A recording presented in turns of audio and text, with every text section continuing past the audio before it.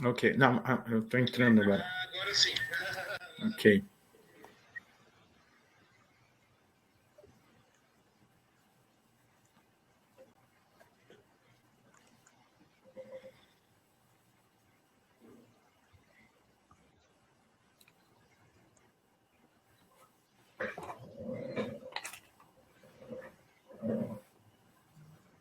Hi, hello. Hi, Marta. Good to see you. Good. I will say straight away because today it's like a very difficult day for me when it comes to internet connection. In fact, I've experienced like already electricity failure and I changed my location twice already, searching the internet connection. So hopefully it will work this time, both with audio and video. If not, I will just try to use the voice. Yes, I'm it looking happens for. for this meeting. Yeah. Yeah. But can you hear me? Yes, now it's okay. Now it's okay. So every now and then I get this message that that is on red line that my internet connection is pretty weak. So let's see how it goes. I still Are you, can't are you, see Professor are you connecting from thinking. the university? Are you Sorry? connecting from the Are you connecting from the university? No, right now I'm at home. Yeah, that's probably why. Yeah. Yeah. Sometimes it doesn't work very good. Since the pandemic starts, I had to rebuild my connection here in my home in order to be able to handle classes and so on. But so far, so good. Like in the sense, it worked throughout the whole conference. And your Yeah, it's pretty good. For me, it's pretty good. Hi, Vitor. Hello, people. Hello, Professor Marta. Hi, good to see you. I can see that Professor Matthew Boddy is here with us. I just can't see him, and I Matthew. can see on the screen that Professor Matthew Thinkin is also here, and he's the chair, but I can't see him either. No, I can see Professor. Can you hear me? Yes. Yes, not so good, but we can. Yeah, yesterday was a mess for me, but I asked the IT people to have put assign someone to this panel so that we can all connect. I see Marta. Good to see you. The same to you. Been a while. Antonio, may I use your first name? Yeah. Okay, we're very American, you know. Here in Brazil, we used to call the family name, but Christian name, I think, is appropriate. But in Portuguese, Junior would be Filho. Junior, yeah. Junior is the same than in English. So there's a reason sometimes in reference they say Freitas Junior, Freitas Jr. So, well, we have 22 people. That's pretty good, actually, by these standards. We're only missing Professor Bodie. Is he here? He is, at least he was here a second ago. I could see him. No, I can't see him. I don't see him now. Yeah, maybe he will. No, I can see him. Like, if you look at the participants window, but it looks like he doesn't have the audio video connection. And I think Professor Bodhi, if you could write on the chat to our technical. Okay, no, we have a message from him on the chat that he will log off and log back on. Okay, let's give him a minute. So maybe something is wrong, yeah. Let's give him a minute. I saw Victor was on. There he is. Up, almost. Yes. Hello. Sorry about that. Not sure. Hello, everybody. Hello. Victor was here. What happened to him? Yeah. I'm here. Still there. I'm here. Well, okay. Try to release screen. Your camera. Adjust your camera to be more visible first. Oh, that's better. A lot better. You see him. I don't see him. That's okay, and as long as we can hear one another. Let's get started. We're just a few minutes late. As you know, you've got my marching orders, 20 minutes a person, but there's always time for readjustment. We have 20 or so participants, which is excellent. Let me just introduce the subject and the panel. I'm Matt Finken, University of Illinois, and the co-editor of the Comparative Labor Law and Policy Journal. I mentioned that I'm plugging the journal because the next number that we have in press right now, it should be out in a few weeks, is a collection of papers entitled New Nationalism and Labor Law. We have country studies. This is an EU-focused panel, but what we have are country studies from Poland, the Czech Republic, Hungary, Italy, and Brazil. And a capstone, a wonderful capstone summary by John Campbell, who is a professor of sociology at Dartmouth College and is a student of the subject. Professor Campbell at first refused to do a capstone essay. He's writing a book. I sent him the papers from these countries, and he dropped his current project because he found the distinctions between nationalism and populism, between political movements that trickle up from the bottom and that are directed down from the top. We tend to lump all of these together as sort of nationalist, populist authoritarianism. But they're very, very different in each of these countries. They reflect very different political movements, histories, and focuses. And I expect this panel will reinforce or echo or depart from the conclusions of the number that the journal is producing right now. We have 3 papers. The first by Marta Otto on the European model in a time of populism. The second by Marta Lezek-Markey, social rights or social dumping. And the third by Antonio Rodriguez de Freitas Filo and Victor Reduan da Silva, treating the Brazilian situation from the point of view of ILO standards. So let me just remind the speakers, I'm timing them, and I will make unpleasant noises when you've got just a few minutes to go. So, Marta, you start first, please. Thank you very much, Professor, for such a comprehensive introduction. I hope we'll manage to meet your highly set expectations when it comes to this panel. First, I would like to explain what's the aim of this paper. That in fact is still work in progress, because you won't see it, even a draft, on our website, unfortunately. So the main idea behind this paper is to try to elucidate the potential role and influence of the populist movements on the sustainability and revitalization of the European social model, including the multi-level system of protection of social rights produced in its midst. So if we look at the conceptual part of this paper, the overall idea of this paper originates from the works of Margaret Canavan, who instead of concentrating on naming, let's say, the populism or perceiving populism as a kind of political folklore, was rather arguing that populism is a challenge to our understanding of democracy and our relationship to it, while at the same time it is an integral part of it, as well as other works, other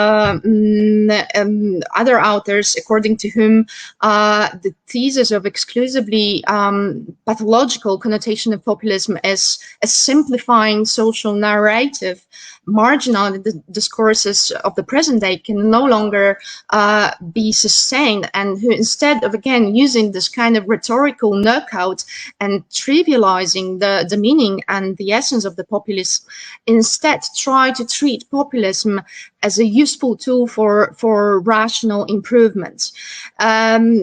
today, whatever you're going to hear today, please treat it just as a prologue to the main story that I will hopefully be able to develop further on once I will have more time to study more in depth all the papers coming from different member states from a comparative perspective. So today I would just give you the context and the background details somehow as a true prologue of the story about the European social model in time of populism. And I think that the good starting point is from trying to grasp the specificity of the European integration process as such. So when we realized that the representatives of the 6 signatory states signed the Treaty of Rome almost 60 years ago, in fact, they signed a bundle of blank sheets of paper in front of TV cameras because the Italian government printing plant, basically, which is supposed to print the text, did not manage to do it in time. Then we realized that, in fact, this little known incident tells us a lot about what the EU or the integration process, in fact, is. Indeed, in my opinion, despite all this institutional formalism that we experience through the Treaty of Rome and the system of economic integration, through a project of political integration, which was marked by the Treaty of Maastricht, to a constitutional project marked by the Treaty of Lisbon, this concept of unscripted cards and somehow creative adaptation to political situation is indeed one of the hallmarks of the EU existence as such. So the EU should be perceived, in my opinion, rather as a process which over long years and decades of integration has developed according to a very characteristic formula that is from crisis to crisis. So in great oversimplification, I think that the breakthroughs have occurred when the barriers and obstacles emerged along the way. So, but at the same time, the cornerstone somehow of this integration idea was the construction of a very specific supranational mosaic, which was supposed to transcend the limitations of nationality by building a new form of citizenship as such. So, unfortunately, after more than 2 decades of relative optimism when it comes to this vision of ever closer union, this idea is losing its appeal and political justification as well. Instead, we are dealing right now with a kind of renaissance of the concept of nation state, and the populist resentment, which is currently at its highest level since the 1930s. To give you some numbers, the average populist vote in EU member states in 2019 has reached 24%, the average, not the median, the average. So it means a threefold increase in comparison to 2000. What is important is that this geography of populist-driven discontents, it combines the north-south divide and the east-west divide across the EU with the national center-periphery divide within each individual member state. So contemporary Europe is more and more clearly a Europe of states, and not a Europe of citizens. And thus, as such, it is a negation of Jean Monnet's post-Cold War romantic dream, which, as some authors paradoxically here in Poland argue, was in its essence the emanation of the emancipatory lack of populism as such. It comes with no doubts that this proliferation of populist governments and movements adds a new layer of complexity and uncertainty when it comes to the already contextually complex project of the European social model that great oversimplification is based on the preservation of peace, social justice, equality, solidarity, the promotion of freedom and democracy, and respect of human rights. Still, in my opinion, I think that perceiving populism only as a negative phenomenon, especially in view of the ongoing problems with the social cohesion pillar of the European integration, seems far from adequate. So populism, if we look more in depth in the social political literature, is becoming, if it has not already become, one of the most important tools of political communication. And this ambivalence calls for a closer look when it comes to its social carrying capacity, especially with regard to its potential influence on the European social model. So one of the key questions that I have in my head, and I will try to again answer it in a more in-depth manner after studying all these papers, is could the rise of such movements possibly have unexpected positive effects by pushing the European policymakers to introduce changes into the European social model architecture that were imperative before and are even more urgent in the Europe's post-pandemic recovery? I think that answering this question requires from us first understanding where are we now with the integration project and how did we get there? So in general, we are dealing with a completely unprecedented situation where we have to try to patch up serious fissures on the old continent, which were generated by overlapping different and diverse crises. So in great oversimplification, we had to deal with, first of all, a structural and therefore permanent crisis that can be called constitutional, that was revealed in all its glory in 2005, when first the citizens of France and then the Netherlands rejected the draft common treaty establishing the constitution of the EU. And this crisis brought about first national impulse, which was very much centered around the idea of return to sovereignty and essentially confederative cooperation of member states. Then we had the deep economic and financial crisis, which came to EU somehow belatedly, yet quite quickly brought with it also great tensions and divisions of social nature and a kind of second national impulse, as well as the so-called revolt of precariats, a revolt of group of young people who are experiencing increasing difficulties in finding a permanent job and whose situation I mean, it's the first generation since the birth of the EU that could be worse off than the one that came before. So this crisis has resulted in the emergence of another sharp feature on the north-south axis.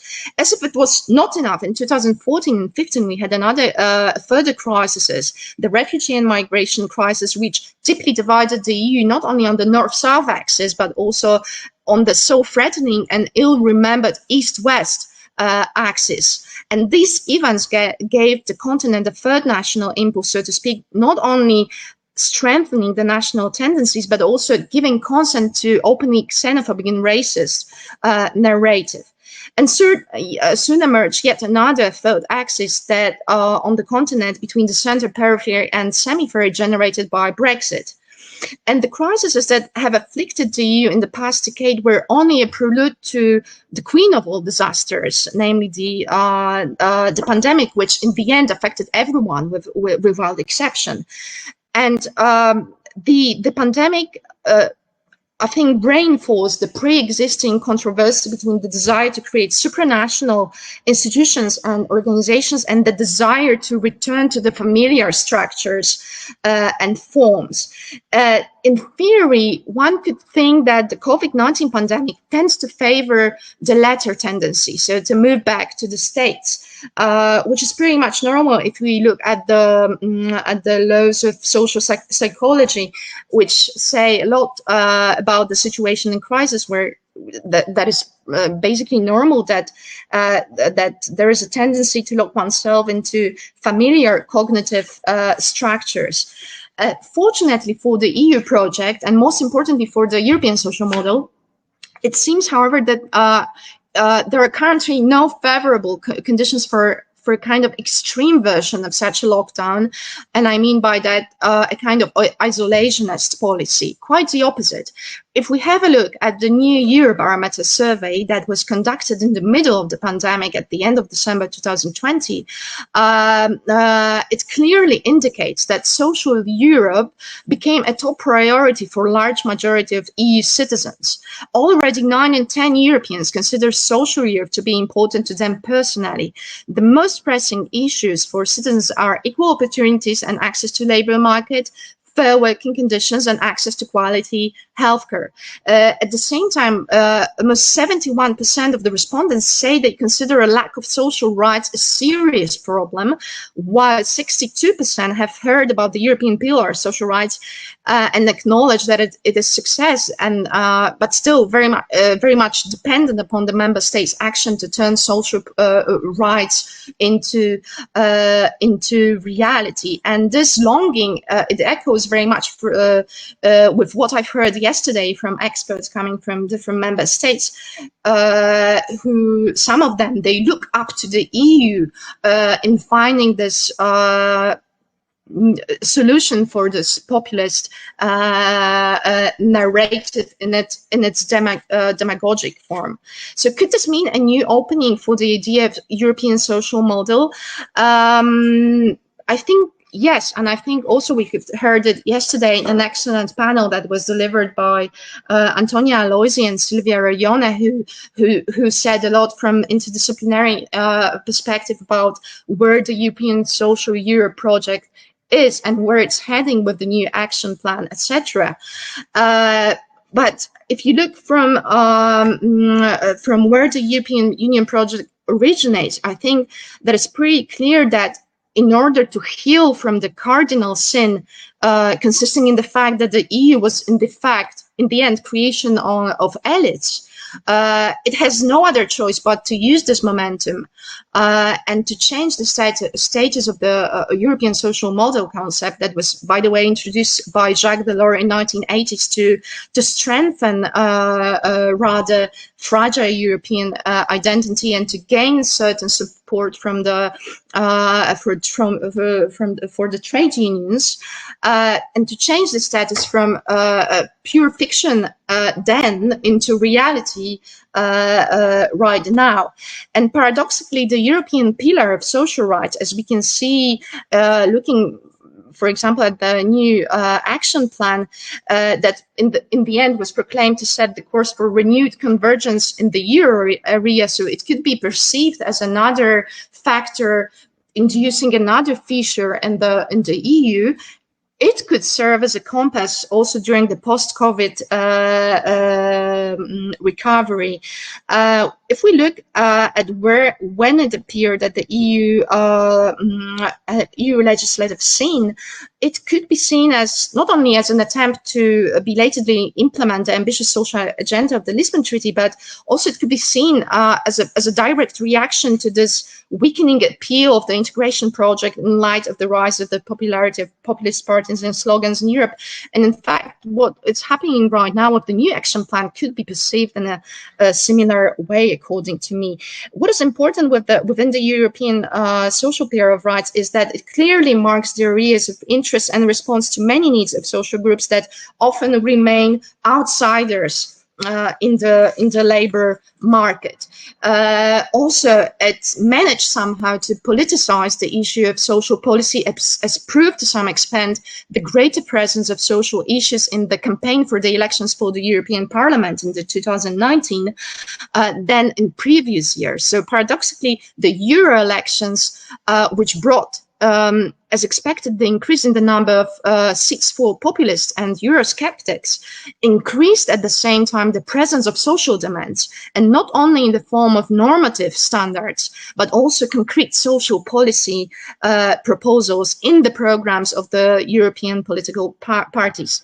So at this juncture, it seems to me, and I think that European Commission also became more aware of it, that it's clear that the EU founding economic myths alone are no longer enough to appeal to to the people of Europe, to use this populist rhetoric. So considering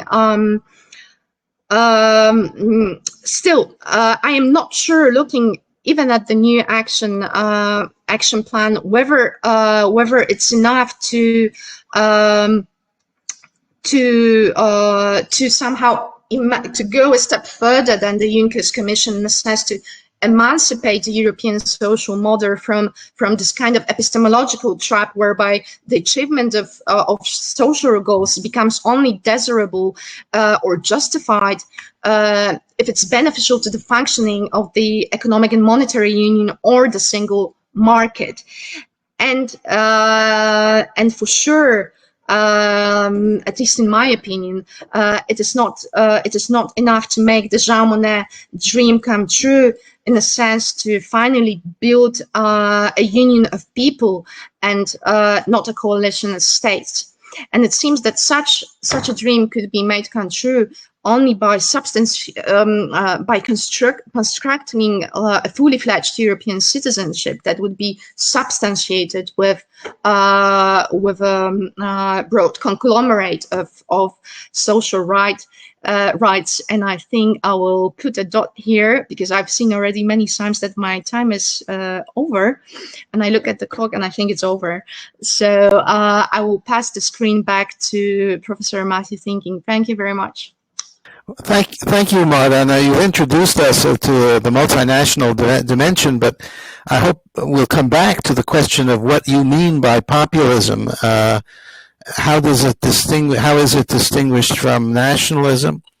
And where this populism derives? Is it resentment, which is traditional index of people who feel disrespected and discarded against the political establishment, or is it, as seems to be in some countries, it is the political establishment that is from the top down stimulating these reactions?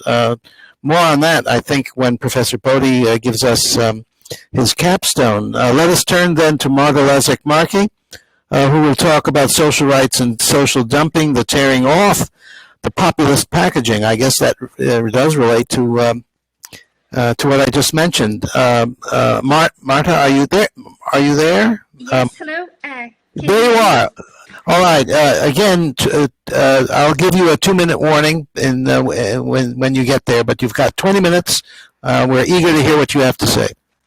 That's great. Thank you so much, Professor Finken. So, yeah, I should have a PowerPoint presentation. Yeah, perfect. So thank you so much for giving me this opportunity to speak, and thanks so much to the organizers for putting together this event. It's a pity that we could not meet at the University of Warsaw, that I myself am a graduate and haven't visited in a long time. So I'm tuning in from Ireland today, where I'm a PhD candidate at Trinity College. And I'm going to look today at the links between the recent reform of the Posted Workers Directive and populism. Actually, when it comes to posted workers, there was a panel just immediately before ours, and I think it's quite a timely topic. So, so what I'm going to do today is I'm going to start with a very brief outline of this recent reform, and then I will sort of give my reasons for choosing a particular definition of populism, one formulated by Modern Kaltwasser. And this, I will kind of stick with this definition throughout my presentation, just to evaluate certain concepts, populist concepts, that have appeared in the course of the political debate, both by the proponents of the reform, but also by the opponents. So, sorry, I just trying to. Yeah, perfect. Just to perfect the PowerPoint. Okay, so very briefly, A posted worker is a worker who, for a limited period, carries out their work in the territory of a member state other than the state in which they normally work. And well, in a nutshell, I think that the most crucial provision of the Posted Workers Directive from 1996 is this Article 3, Section 1. That contains the so-called nucleus of mandatory rules of the host state, which is a list of labour law protection of the host state to which posted workers are entitled to, because otherwise the remainder of their employment contracts and in most cases their social security affiliation remains tied to the legislation of the sending state, so the home state. And so the Posted Workers Directive has been revised twice. The first reform was in 2014 in the form of the so-called Enforcement Directive that actually in my PhD research, I have conducted interviews with posted workers, and it seems that this first reform has really made a tremendously positive has had a tremendously positive impact on posted workers. But on the political front, it was kind of not very controversial, and it somehow sort of went unnoticed, even because it didn't really grant new rights to posted workers. It only really improved enforcement. So then the second revision in 2018 was more controversial because it sort of provided some shifts in the ideological framing as well of the Posted Workers Directive, because in the original 1996 version, the Posted Workers Directive had a twofold aim of ensuring a climate of fair competition, and as well as that, respect for workers' rights. And here in this latest version, the change is that the directive shall now ensure the protection of posted workers during their posting, so in relation to the freedom to provide services. So it appears that it is being framed more as a worker protection instrument. And then there were some more tangible changes. So instead of just merely the minimum wage of the host state, posted workers are now entitled to the full remuneration, and as well sometimes to allowances for posting expenses if provided so in the national legislation, and the criteria for collective agreements that may apply to posted workers as well have been relaxed. And finally, there is a time limit now to applying this infamous Article 3, Section 1 of 12 months in most cases, after which time the posted workers are to be covered by the entire labour law legislation of the host member state. And you might have heard that there was a huge debate in the EU, and most of the so-called new member states, the Eastern European member states, were at least initially against this reform, whereas among the proponents of the reform were the so-called old member states, and particularly France. And so it kind of chimes a bit with what Marta said previously, that, you know, this union of states instead of union of citizens. I think this conflict has really also exacerbated differences between, you know, the interests of the member states. And I'm going to look at that now. So just to look at populism briefly, there are so many approaches to defining populism. There is the Laclau approach, the socioeconomic approach, but it seems that in recent years, it's this ideational approach that seems to be gaining more ground. And I chose this definition formulated by Mode and Kautwasser, according to which populism is a thin-centered ideology that considers society to be ultimately separated into two homogeneous and antagonistic camps, the pure people versus the corrupt elite, and which argues that politics should be an expression of the general will of the people. So by thin-centered, what is meant is that it's not really a fully developed ideology, because we know that there are populist movements both on the right side of the political spectrum and on the left, for example, in South America. But they're not fully developed ideologies. They only kind of cherry pick certain elements from those fully developed ideologies like nationalism or socialism to present them in a more simplified way. And then this antagonism between the two camps, another very famous theorist, Ernesto Laclau, argued that this division occurs as a result of a populist rupture when the previous system is unable to cope with the social demands and to face the challenges. And I think these three concepts, so the people, the elite, and the will of the people, we will see how it's played out in this conflict surrounding the Posted Workers Directive reform. So the EU, the Commission at the time, promoted this slogan of the same pay for the same work in the same place. And when I first heard it, it took me a minute, and then I started just, wondering why in the same place, because, well, same pay for the same work, that seems logical.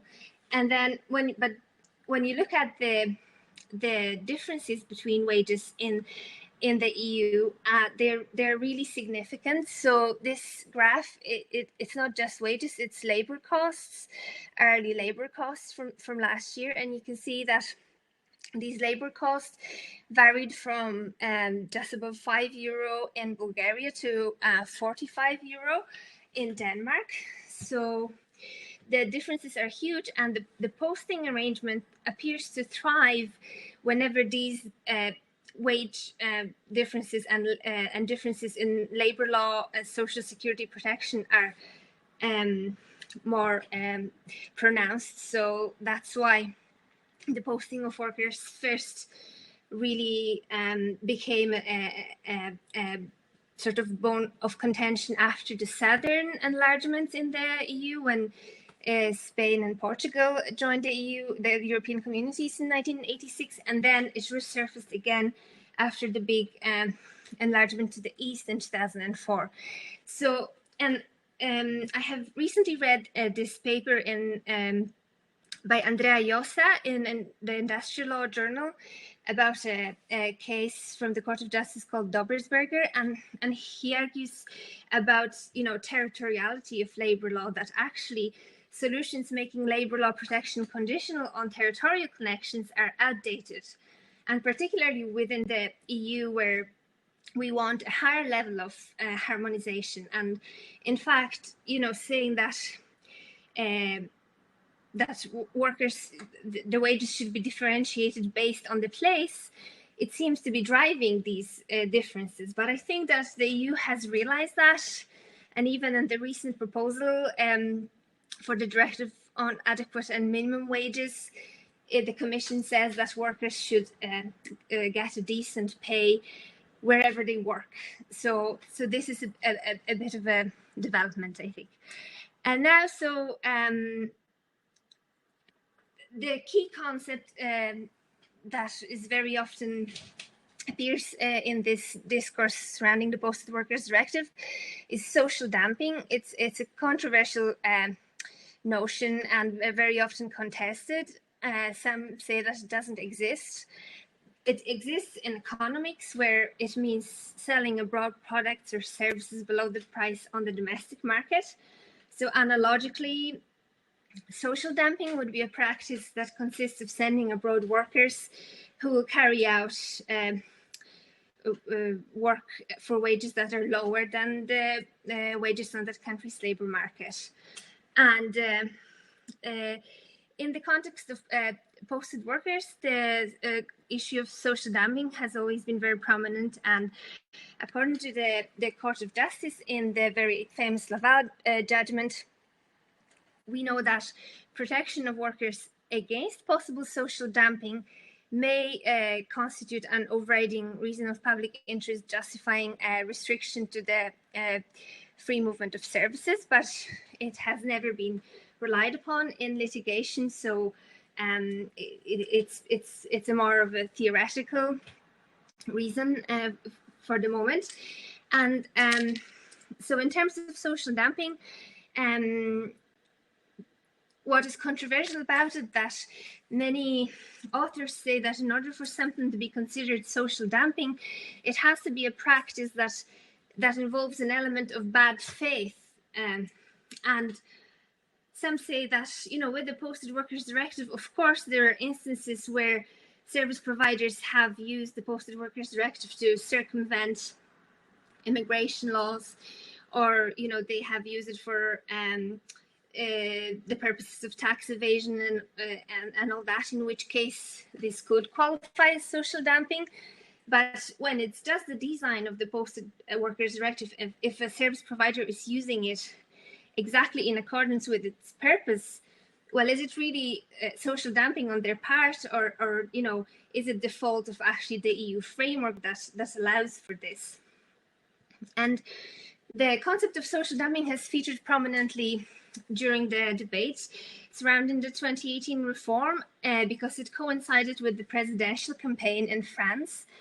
And I remember even watching the debate between Emmanuel Macron and Marine Le Pen, and they talked about social dumping a lot, well, and about posted workers as well. And, Marine Le Pen was saying we need to stop this flow of cheap workers from Eastern Europe, and because it's a disgrace. To which Emmanuel Macron responded, I actually agree that the Posted Workers Directive in its current shape, it's a betrayal of European values, but I'm going to change it. I'm going to change the EU rules. And he did.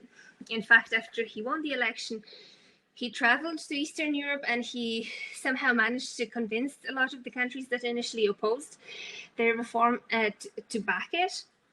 And so you can see here, there's a quote, a very recent quote from Emmanuel Macron, also about social dumping. And you can see these three concepts.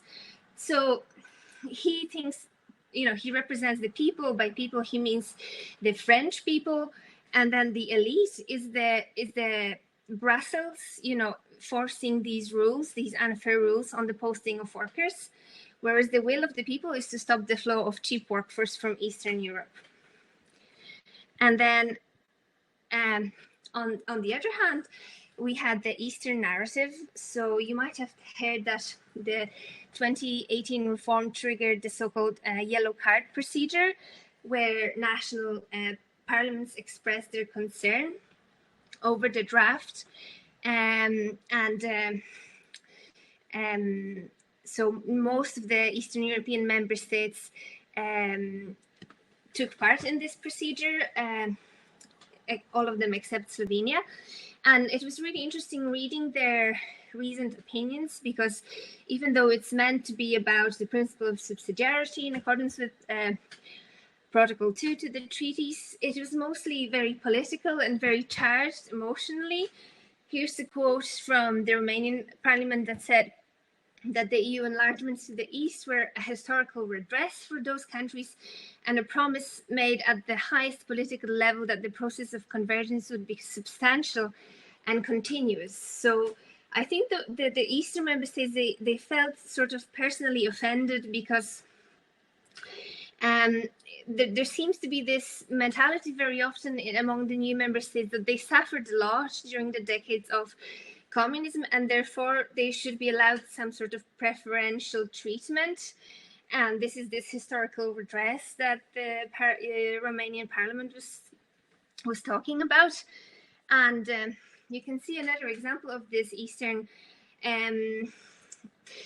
discourse in the opinion of the Advocate General Spuner in a case called Dobbersberger, where he said, look, who is really driving this reform? Which workers are we talking about? Is it for the protection of the workers in the country, in the receiving country, or is it really for the protection of posted workers? And again, we see these four concepts the people who are these poor new member states, the elite, which are the rich old member states, and the will of the people is to make up for the decades of communism and to continue these unhindered free movement of services. So just briefly to conclude, is it possible to look at the Posted Workers Directive without any populist filters, because it's so heavily the topic is so heavily charged?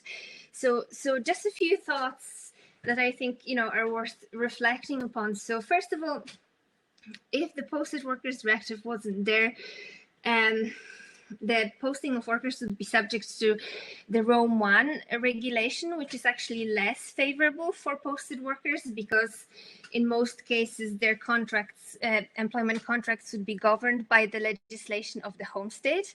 So that's why it's an exemption from the Rome I regulation, and it has this worker protection aspect.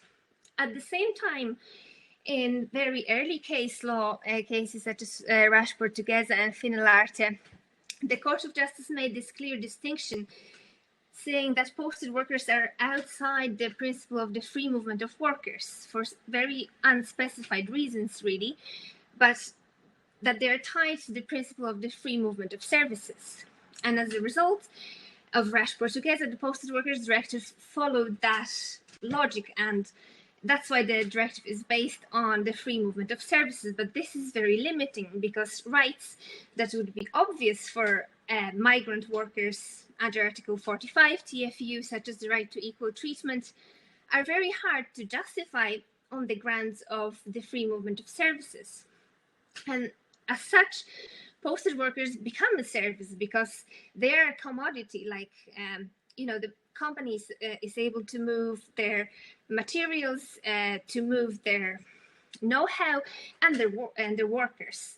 So I think this is also why it's really difficult to fix the Posted Workers Directive, because this recent reform was challenged by Hungary and Poland before the Court of Justice, and they lost the case. But the Court of Justice had a really difficult job trying to justify how this reform that strengthens the worker protection aspect, why is it still based on the free movement of services? And so finally, when we look at empirical research in the field, it becomes clear that greater protection of workers, posted workers, is needed. It has also transpired from my own research, but there are studies, based on interviews with hundreds of posted workers, that clearly show that the current standard is still inadequate and doesn't fully protect the rights of posted workers. So thank you so much for listening, and if you have any questions, I'll be happy to answer.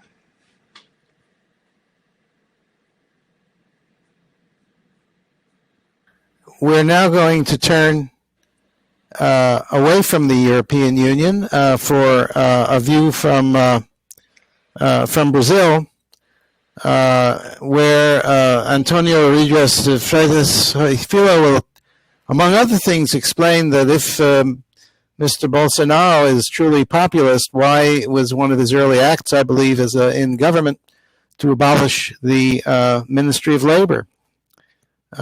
Who does he represent, and what does he represent? Antonio, I'm not seeing you. Can you hear me? Let me see. I can hear you, but I'm not sure I can. Let me see if... That's okay. We can hear you. So the floor is yours. Okay. Thank you, Professor Finken. Well, you're our colleagues.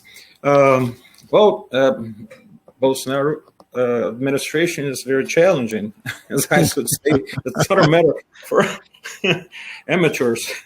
But anyway, I would also stress the fact that in Latin America, we have almost a century of history of populism. We've been around populist experience since the Vargas and Perón, and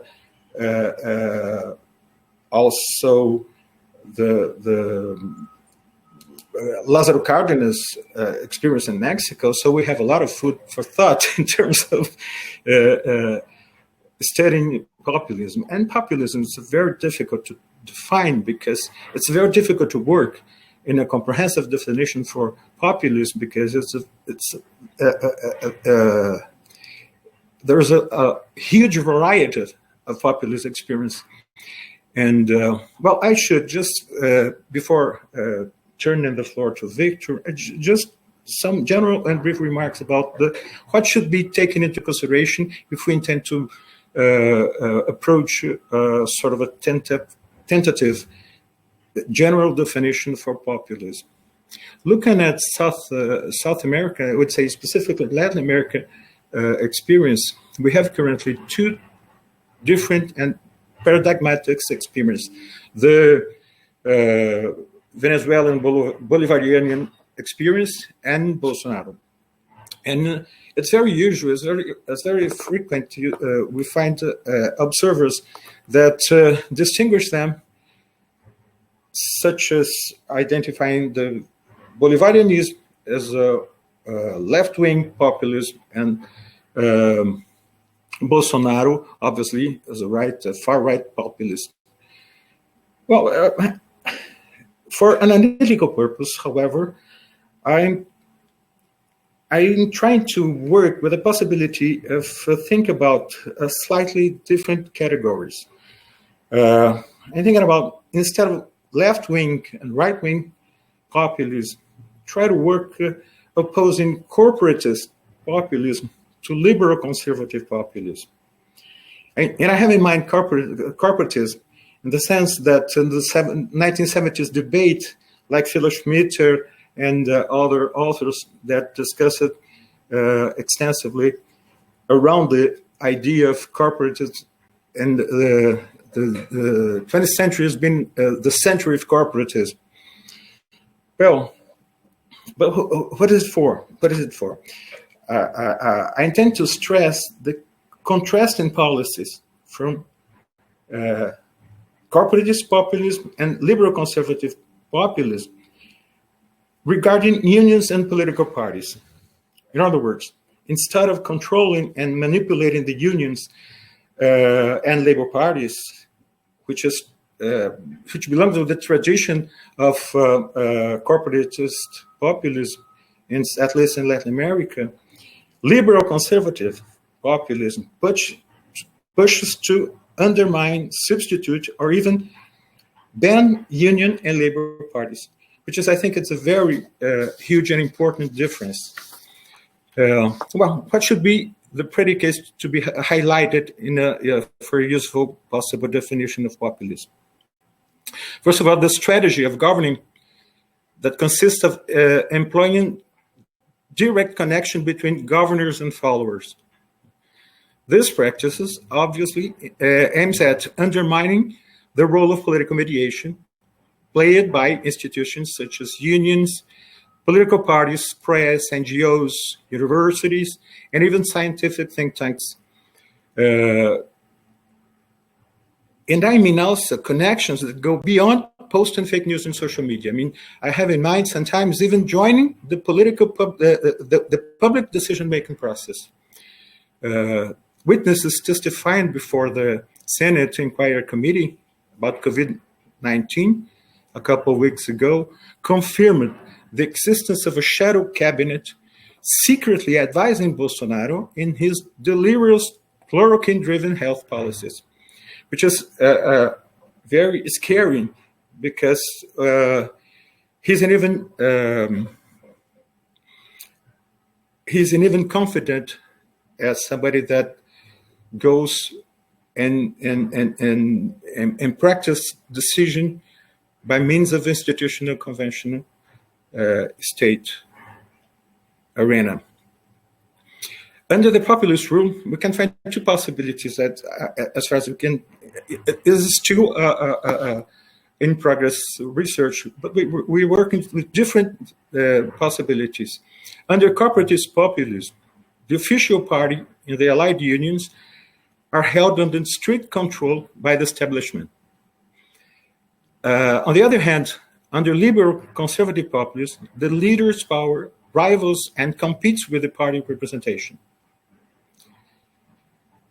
Third predicate, possibly, the persona of the leader is ordinarily depicted as a character that comes from outside the elite, even though being a rich person, and no matter how long have been enrolled in institutional politics. Mr. Bolsonaro, for instance, that had been sold as a campaign by his campaign as an outside the traditional politics. He was hitherto 20 years as a member of the House of Representatives. Fourth predicate, this contrast between speech and political practice builds persona entirely unpredictable and ethically unreliable, obviously except for their followers, according to their faith. But I mean, it makes difficult to make arrangements, political arrangements, to repact the society, to recontract the institutions, the political institutions of the society. Fifth, the way split among people among friends and enemies remains the origin of ideological hostilities. Hostilities against indigenous people, homophobia, migrant phobia, misogyny, and hate extended to any kind of diverse identity communities. This is precisely one of the core foundations of the hate speech, the idea of hate speech. What I believe is this official trademark of the liberal conservatism and the far-right communication patterns. And finally, though we can find some examples of progressive, modernizing populist rulers, such as Vargas, Cárdenas, even Perón, we take into account that concept of modernizing from above, more close to Max Weber's ideal type of charisma. Populist experience tend to be conservative and regressive ones. Probably, I think, it's due to the continuous populist pushing against political mediation and institutional check and balance procedures. So, just wrapping up my brief introduction, in refers to social dialogue and labor protection agenda, we can draw a relevant borderline among the two types of populism: corporatist and liberal conservative.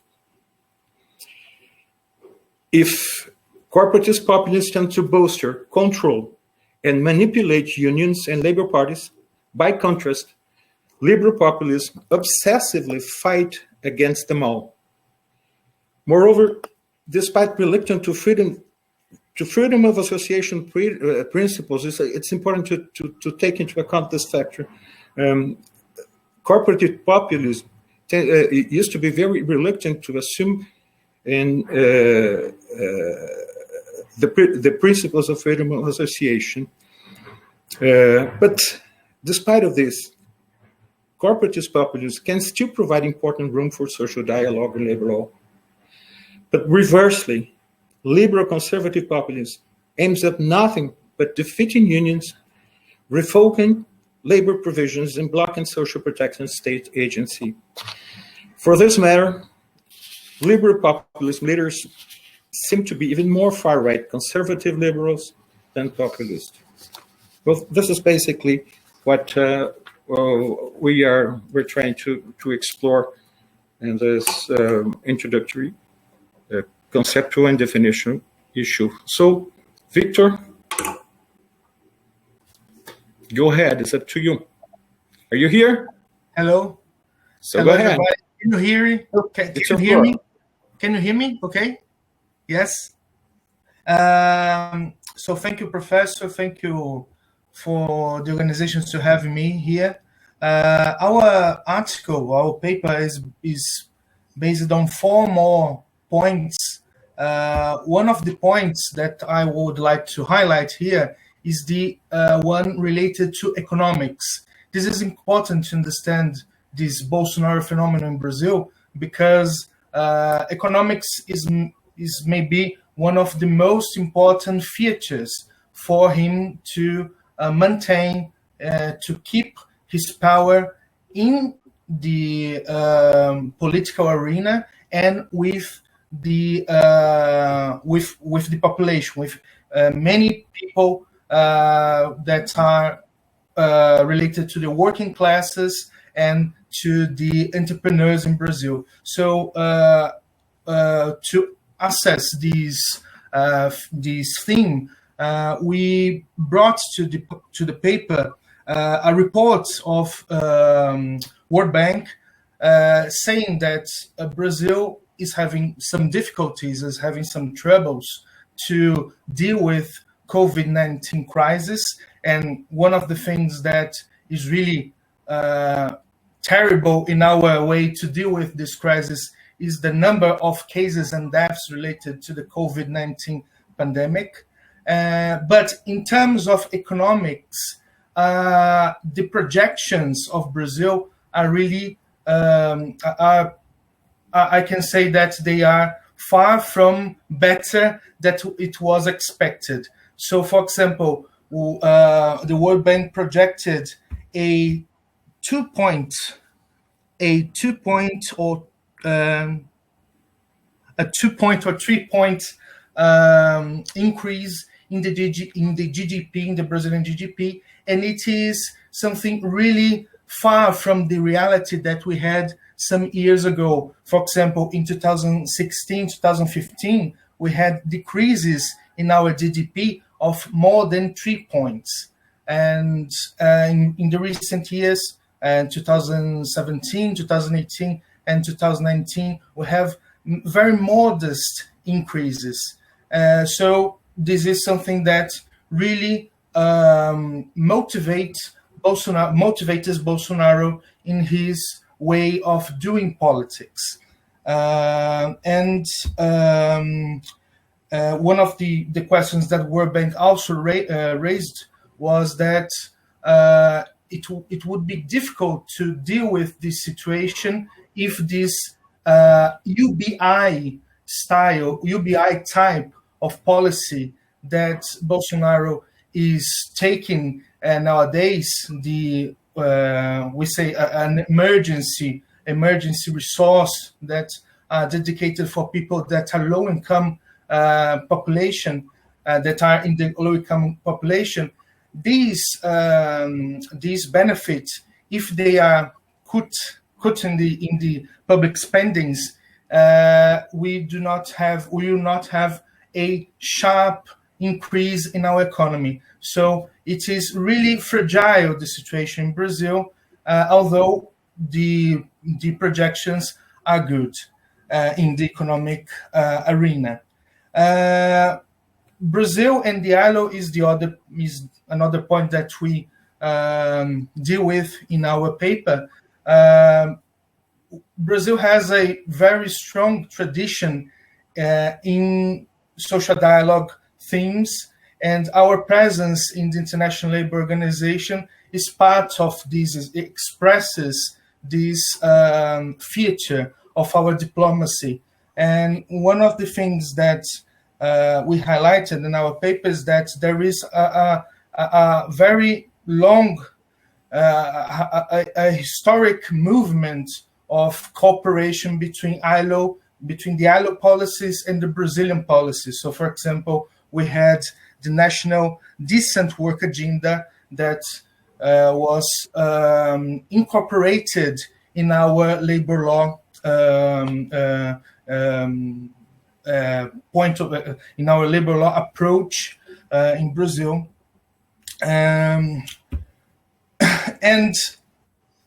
So we have first this thing related to all this scenario that Professor Freitas said about the Brazilian populism. We had this economic situation that is like a foundation of the Bolsonaro of the government of Bolsonaro, and explains why he's maintaining his power. And we have this historic movement of Brazil related to the ILO guidelines. But Bolsonaro really is not related to these international guidelines. And this is important when we notice the kind of labor reforms and social reforms that his government is implementing. Because one of the things that, for example, was approved when we were at the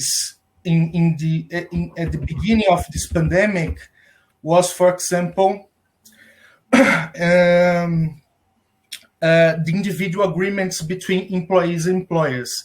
This was something really polemic in Brazil.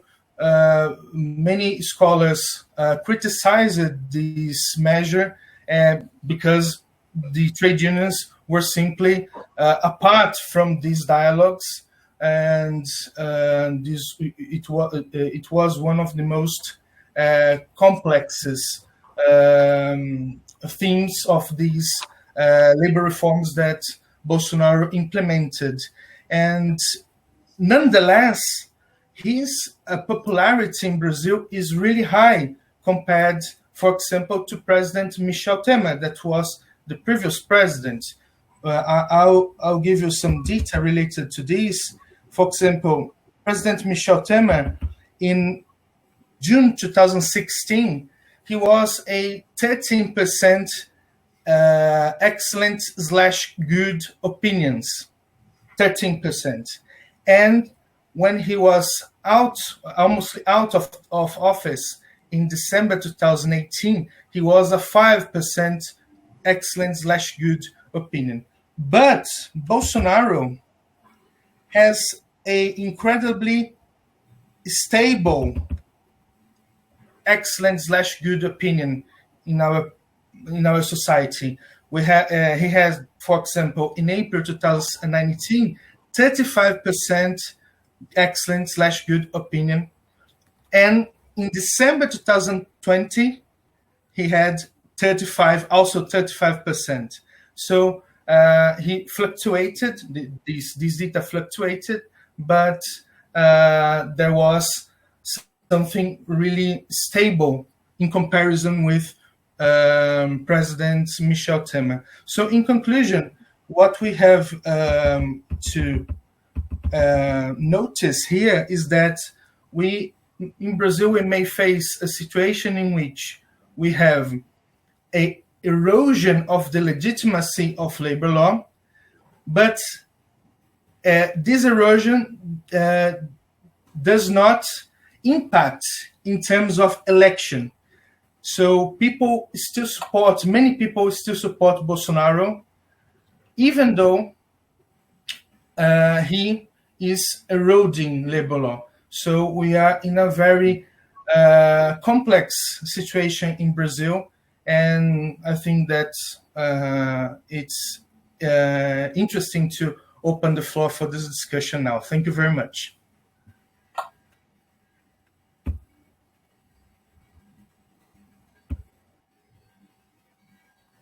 Brazil, where the president is popular from what you tell me, still continues to be popular among the working class, even though he's squeezing the unions out. I understand the rules on unicity, they no longer get the dues they were mandatorily required. But also there was, I always thought, a serious question of how representative the unions really were at the grassroots level because of the unicity system. On the other hand, you have a situation in Poland, and I think both Martas may chime in on that, where the unions, certainly Solidarity, was critical in bringing democracy to Poland. And it's unclear to a reader in the United States the extent to which the Polish government has built its ties or eroded its ties to the labor movement, a movement that was representative, truly representative of the people. So, and we call both populist in a way. Antonio's taxonomy that you can't paint with too broad a brush here. that there are varieties of populism just as there are varieties of capitalism, seems to be a message that's percolating throughout. Let me turn to Professor Bodie. Is he here? Yeah. Are you, Yes. Professor? Okay. You've got 20 minutes to give us the capstone. This is a complex world where these political movements in various stripes are having various effects on the right of association, on unions, on collective bargaining, and on the economy. So, what's your cut as you put this all together? Wow. Well, I will try. I'll try to take less than 20 minutes because I would love to hear, particularly Professor Finken, your thoughts on this as well as our the folks who are on the panel talking about everyone else's papers, and also the folks in the audience. Would love to hear from everyone. And this, of course, being the last session, other than our wrap up, of what I think has been a really fruitful discussion of populism in 4 of the sessions. There's a lot of food for thought, and so I'm going to try and be brief. I'm going to try not to be too scattered, but I fear that I will fail, at least in the latter one. So just kind of taking the papers one by one and talking kind of about broader themes. So for Professor Otto's paper and her discussion, I think it really gets to this core issue of what is populism, which is something we've been talking about over the course of this conference. And I think there's a descriptive element to it, and there's a normative element to it as well, because I think in some circles, populism has a very negative connotation. And so you want to lump the things you don't like into the populist category. I think for other people, populism is more of a neutral, or maybe more of a kind of a divergent spectrum, where some things are very bad, but some things are very good in terms of a populist perspective. So, or at least that there's something to be gained from a expression of the people through government institutions that is more direct than maybe filtered through our traditional government structures. So I think one big question is, what does it mean descriptively? And I think Professor Otto's paper really kind of brings up a lot of interesting questions. This dichotomy between a union of states versus a union of people, I think, is really critical, and when we see this in some of the other papers as well. And this question of who is included, right? If we think of populism as the voice of the people,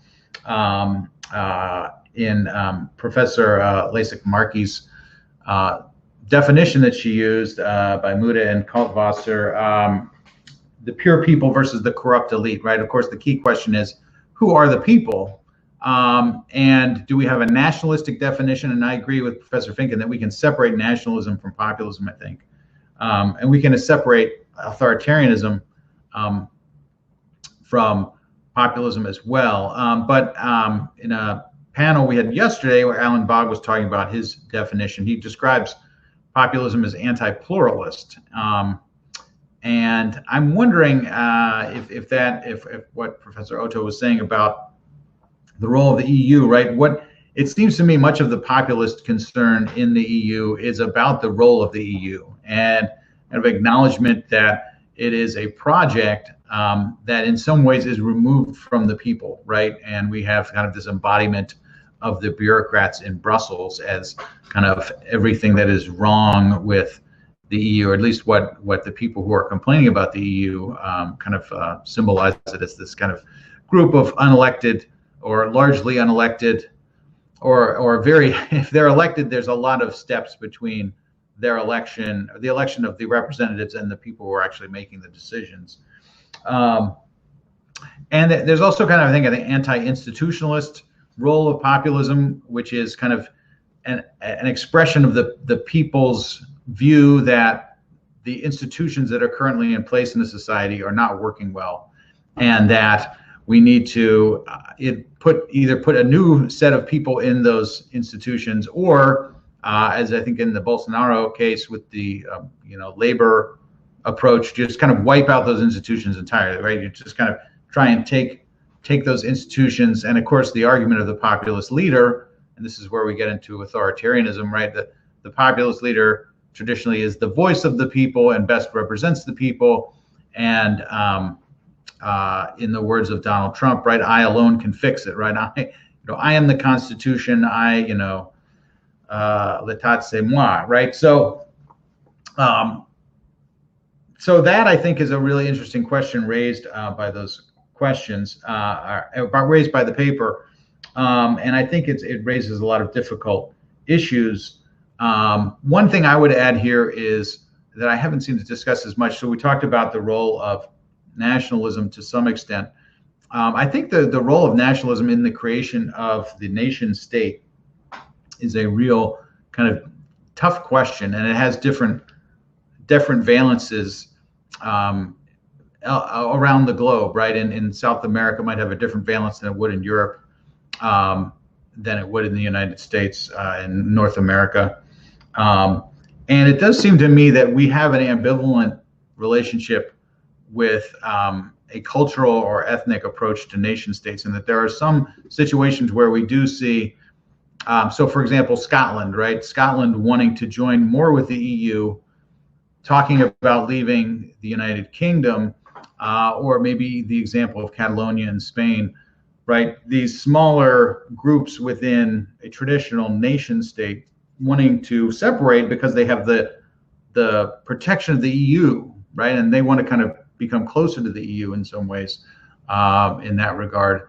How should we view those expressions of desires to become a nation state, right? One question is, of course, are they legitimate? Who's making the call? That sort of thing. But is that something to be encouraged, or is it something to be discouraged? Because again, it reinforces this idea of connection of culture and ethnicity to the idea of the nation state. So my thoughts on Professor Lasik-Markey's paper, which I really enjoyed, and I think she really, what I really most enjoyed about the paper was diving into these difficult questions and really trying to set the stage very nicely, lay out the players, lay out the conflicts. And we do get at this really difficult question of, if we're talking about equal pay for equal work, are we talking about work done by people in the EU? Is that the place that we're thinking about, or is it more within a particular nation state, or even more within the locale within that nation state? And of course, she very nicely talks about the tensions between states like France and states like Poland and Hungary, or Bulgaria and Romania, and also the tensions within those states. And I think it was very interesting to point out the role of the trade unions as supporting some of the reforms that would apply to these posted workers, despite the opposition of the countries themselves. And I would assume, despite the opposition of some of the workers, right? I assume that at least some of the workers are more interested in getting a job at lower pay than having less opportunity to get a job at the traditional protections in the state to which they are posted. Although I'm sure there are other workers who very much feel resentful of being treated differently and not getting equal pay. So I would be interested more in the tensions between the individual workers, to the extent that there's evidence of that. There may not be. Maybe very interested in seeing that. How does that tension play out, and how does that tension play out within different trade unions as well? Are there different responses from different unions depending on, say, a construction union versus more service-oriented unions? That's that sort of distinction there. And finally, with regard to the paper of Professor De Freitas and De Silva, really interesting explanation by Professor De Freitas about the corporatist populism versus liberal conservative populism. That was very helpful to my thinking, and I would definitely be interested in seeing that in the paper as kind of a framework, and thinking about that as I work on the paper that I'm working on with Renan Khalil and Mauro Puchetta. I think their paper really hammers home the importance of jobs, and this kind of notion of Bolsonaro that jobs are more important than rights, and that what really people want is to be paid, and that the populism is very kind of contingent on the economy. In some ways, that makes it more vulnerable, because if there is a downturn in the economy, that does make the populist leader much less likely to be popular. But I think it's largely a problem, right, for trade unions and for people who support collective action by workers and people who support workers, right? Is it true that some significant percentage of people in the working class will be more interested in a economy, whether it is corporatist or whether it is kind of a liberal conservative free market, everything goes? Will they be more interested in that model if it's more successful in delivering them a weekly paycheck? Is that really the bottom line? And if that's the case, how can trade unions and the political support for trade unions, how can they adapt to that reality in a capitalist world? So I will stop there. Really interesting set of papers, and I really enjoyed the opportunity to participate. Thank you.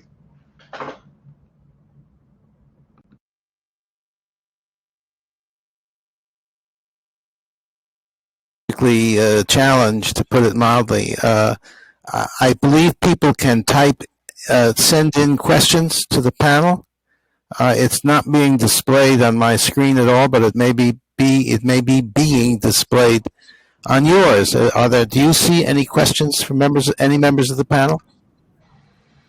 I can't see them. Yes, I can read them if you wish. So so there is a question. Excuse me, because it's I have to scroll it.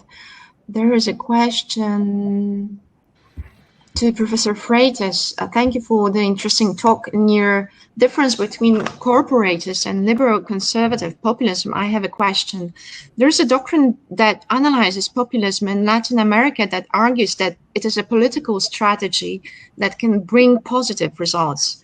Grigera, I'm not sure whether I'm pronouncing it correctly, for example, brings a concept of pink-tide neo-populism and says that after a first stage of institutional disruption, the direction of populism is towards institutionalizing social conflict.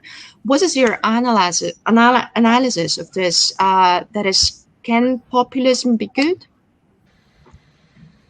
Oh, I wouldn't say good exactly, but good for whom?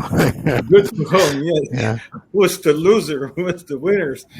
But I think we should look into perspective to corporatism, because if we take into account the corporatist populism, we can identify some political movements like the Vargas era, like even Perón's movement, Cárdenas movement. They were progressive movements, modernizing movements. Vargas is the founding father of the modern Brazil, the urban Brazil, the industrialized Brazil. So it's a sort of a paradoxical logic, but we have to consider the fact that despite of being a populist, and despite of being an authoritarian leader, especially during the first 15 years in the first Vargas era, he was very important to modernize Brazil. As I told before, modernize from above. Yeah? It's an authoritarian modernization. But, this is important to say, back to Professor Finken's question. This is a populist experience as well as a nationalist experience. But we had also experienced a different moment with the military dictatorship, which was a nationalist movement, but or at least to a certain extent, a nationalist political economy, but it was not a populist at all, not with the traditionally identified features of populism. So I think we can combine different arrangements, such as nationalism with populism, and populism with authoritarian rules, and populism like popular leadership within democratic institutions. And also, we can sort of try to distinguish what is populism itself from what is the widespread erosion of the traditional party representativeness. So I think these are different phenomena, different things to be taken into consideration, and it's important to try to draft a conceptual line to distinguish from each other. Yeah, it's always interested me that in the scholarship, the recent, let's say the past 15 or 20 years, very few people have looked to the fact that the Nazi Party was the National Socialist Germans Workers' Party. Yeah, as well as the fascist one. As well as that it got 37% of the vote, and that many of its that the regime was constantly concerned about public opinion, was monitoring public opinion through the Gestapo, and changed its policies when it thought they were too unpopular. Even though other aspects of that regime do not bear obviously any relationship to anything that's democratic. The Germans themselves, I mean, there is a good deal in German labor law that owes some of its not origin, but perhaps some of its emphasis on law of that period. The employer's duty to care for the worker, for example, was the Versorgungspflicht, it's called, was a feature. It was antedated the regime, but it was a feature of the regime to pacify the working class, of which the regime was to which the regime was very sensitive. Marta, can you read? Is there another? I think we have time for one or two more questions. Is there another post? There is one coming from Anil Verma. In Western countries, populism is supported by low education white males who feel a loss of power in the new order globally and at home. Is there a way to understand theoretically the rise of populism in developing countries? In developing countries? Yes. Does anyone here have any experience either researching or in the literature of populist movements in developing countries?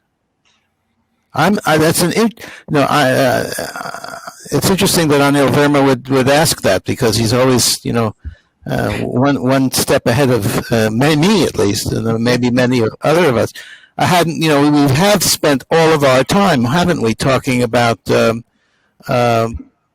Europe primarily, and a little bit about North America and South America, but we haven't looked at Africa, at Asia, much of Asia. We haven't. Well, the Chinese regime, I don't know whether you would call that populist or not. I don't. That's a good question. I don't know that any of us. Thank you, Anil. It's a way to. Yeah. We have time. 4 minutes. Time for one more question. Marta, is there a short one? Mm-hmm. I think. I was just going to jump in real quick. Sure. Question. Thanks. I think one question I have is populism come from a sense of loss, right? Meaning that, in the United States, there's a sense that, folks in the Rust Belt, quote unquote, or, that there was a better position that you had, and that now you're in a relatively worse position. And you're angry about that, right? And is that what's going on in Europe as well, or is it more of a sense of like we are being mistreated just generally? Maybe we've always been mistreated, and we are angry at the mistreatment, at being kept down by the elites, that sort of thing. Or is there some sort of need for a sense of like we once had it better and now we're worse off, and we're even more upset for having had that loss? Well, it's a superb question that brings us back to what Richard Hofstadter wrote about populism, and that is, it's very much a creature of its time.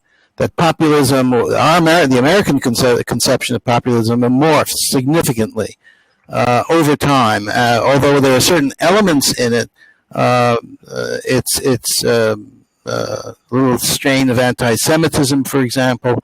But if you go back to the Populist Party of the late 19th century, which lived for about 2 years, it wasn't a sense of loss. It was a sense of that they were being screwed by the power structure, by the banks and the railroads, and the political parties were indifferent to the concerns of small farmers, who Hofstadter said really allied themselves with the working class when actually their interests were as petty entrepreneurs. So it was a sort of lumpen proletariat. It wasn't that it was being swept aside by blacks and Hispanics, and it was that their interests were not being listened to. That's a different populism from Trumpism, which sort of, if there was any European analog to Trumpism, I would say it's Poujadism, right, which people seem to forget. But I lived I was a kid in France when Poujade was rising in power, and it had all the earmarks of what we would identify as the sort of modern Trumpist type. I think I got a flash here that I think we are out of time. I think this has been a wonderful panel. I think the issues have been 1 minute. I think these issues have been well joined. I'd like to thank all the panelists for a thoughtful and in-depth presentation. I understand that there are papers in progress, and we certainly will look forward to reading them. So thank you all. Let me thank our numerous audience for sticking with us.